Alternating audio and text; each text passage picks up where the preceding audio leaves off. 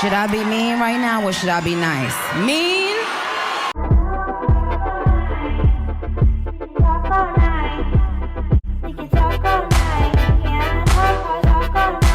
Hey girlies, happy 2024! So, unless you've been living under a rock, you would probably know that the highly anticipated television adaptation of the book series Percy Jackson and the Olympians was recently released on Disney+.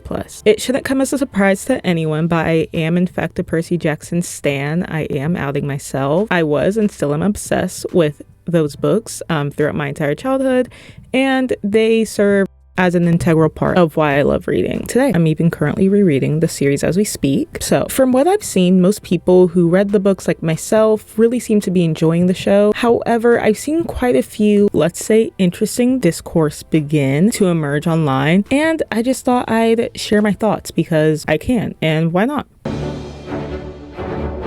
Diving in, I'll start by saying that Percy Jackson and the Olympians is a children's show based off of children's books, specifically middle grade books. You may be like, duh, we knew that. But I feel like a lot of people are forgetting this important fact because most of us who grew up with reading the books picked them up when we were around the same age that Percy is, in the first book. So we feel like we grew up with book Percy and the rest of the characters. While it's fine to feel that way, Percy's a literal 12-year-old. I'm seeing people online getting annoyed that the show's too tame, or we're not seeing enough gore or like crazy action, or even that the dialogue feels too childish. And to that, I want to say, let's sit and reflect on why that is. Let's ponder why that would be, why that would possibly be. Maybe it's because it's a PG show based off of a children's book series. Obviously, OG Percy fans, a lot of which are adults, myself included, are going to be tuning into the show. But the fact of the matter is that this is a show on Disney Plus that is being geared towards being able to be viewed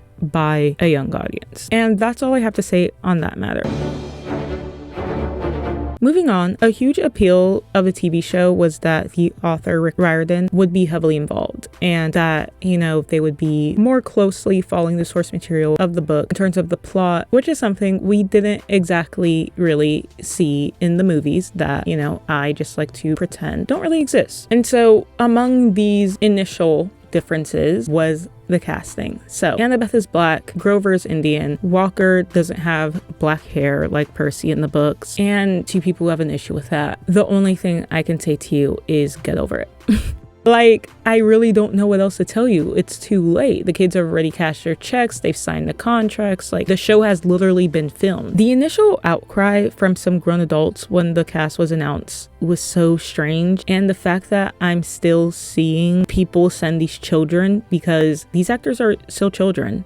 I don't care if Ari and we're about to be 18. They're still children. They're still very young people. The fact that they're being sent death threats, you're a weirdo and you need help. You need help because you have to find something better to do with your time. It would be one thing to criticize a show if the characterization was off or, the actors just really couldn't act.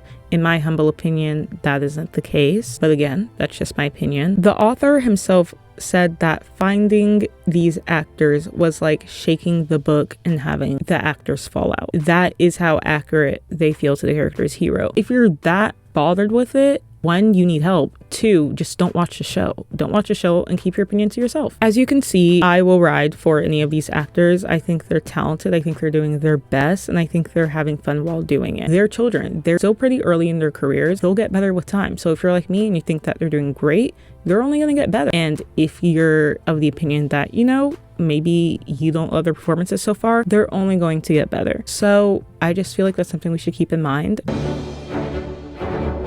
On the note of changes, I wanted to discuss some changes in the actual script/plot. On a more fun note, I think that viewers, Percy Jackson fans, as a collective, we need to prepare ourselves for the possibility that Poker Face will not be playing during the Lotus scene. And you know what? That is okay. Yes, that scene was one of the only things that the movie got right. But the great thing about movies is that they're immortalized in media forever. So guess what? Whenever you're craving that iconic scene, you can always just mosey onto YouTube, type it in, watch it all you want. It will always be there for you. That being said, will I lose my mind if I hear the opening notes to Poker Face by Lady Gaga playing as soon as they step into the casino? I will. I fully will. However, is that likely? Probably not. and we need to prepare ourselves for that. Personally, I think that they'll probably use a song that's more timely and more in line with like the audience. Not to say that middle schoolers aren't bumping Lady Gaga. Love that girl. She is for everyone. However, I feel like the music director, whoever makes that decision, might want to select a song or might have already selected a song that's more in line with what people their age are listening to today. However, I will gladly take Poker Face. They might surprise us all, and I would be excited if they do. Along those lines, I don't think that Logan Lerman is doing a cameo. I'm just not of the belief. It would be really cool. It would be so sick if he did, but I don't think that's happening. People have asked him about it, and he's been like, no. And people are being like, oh, he's just trying to like Andrew Garfield us, in reference to Andrew Garfield lying about being Spider-Man. You and Tobey Maguire on the set of Spider-Man, the new Spider-Man movie.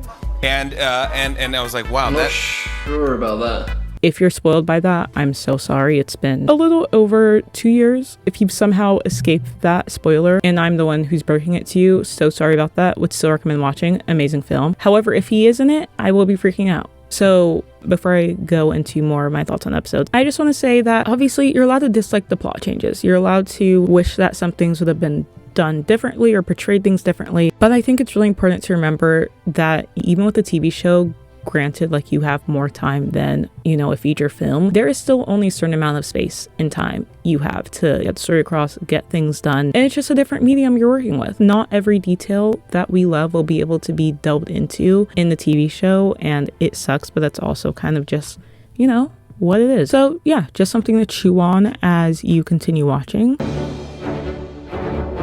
More about my thoughts on just the episodes themselves. At the time of recording this, there's only been 4 episodes out so far.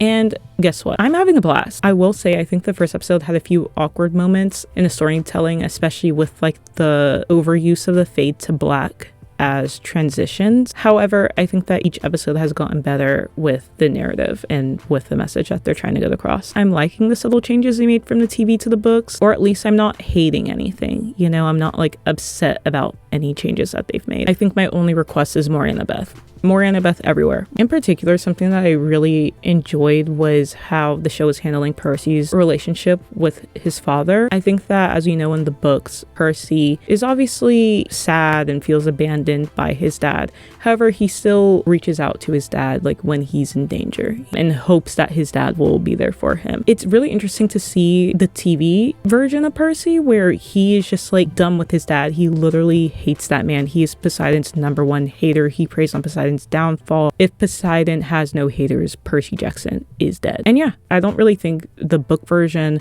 is better than the TV version or vice versa. I think both ways are super interesting. Also in the way that like Annabeth's relationship with her mom too. I just really think that these parental relationships, the show is handling it in a very interesting way. And so I'm just excited to see how that progresses. I think my favorite change so far would probably have to be how the show handled the St. Louis arch. If you've read the book, it's sort of like a running joke as to how like Percy jumps from the arch into the Mississippi River, because those are just not close. Like that's not a jump that you can make. It's not physically feasible. And so people have been looking forward to seeing how the show does that. And the show handled that so well. Like that simple fixed that strange inconsistency in the book. All in all, I'm having a blast and I can't wait to see where the rest of the season takes us. I really hope all the first 5 books are able to get made. I will be very disappointed if they don't. So putting out positive energy that we get to see the whole first 5 books at least brought to streaming. You guys will definitely hear more of my thoughts whenever season 1